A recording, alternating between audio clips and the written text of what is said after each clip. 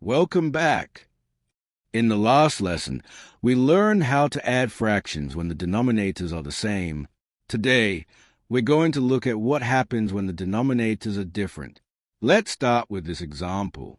1 over 3 plus 1 over 4. Notice that the denominators are different. One fraction is divided into thirds. The other is divided into quarters. Because the pieces are different sizes, we cannot add them straight away.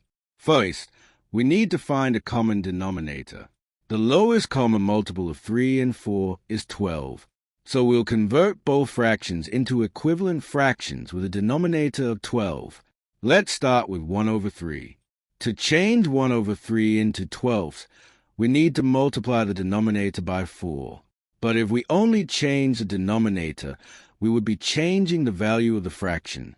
So to keep the fraction balanced, we must also multiply the numerator by 4.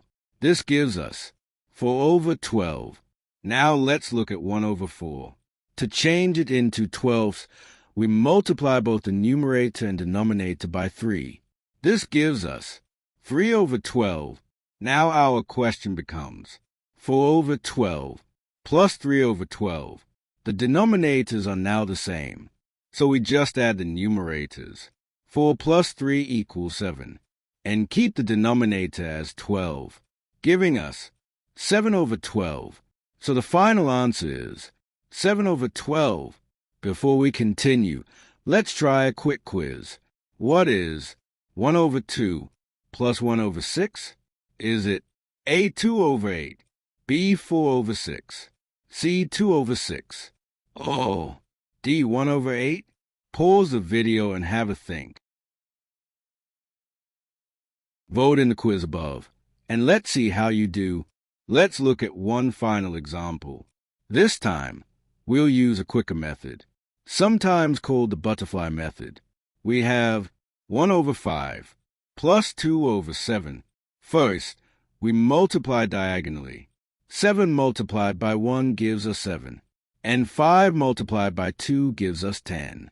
Next, we multiply the denominators. 5 multiplied by 7 equals 35. Now we add those answers together. 7 plus 10 equals 17.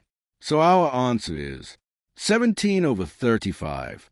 Since 17 and 35 have no common factors, this fraction is already in its simplest form. So our final answer is 17 over 35.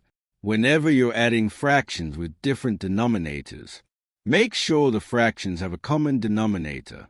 Whether you use the common denominator method or the butterfly method, you'll get the same answer. Just work carefully, one step at a time. Thanks for watching, and I'll see you in the next lesson. Take care.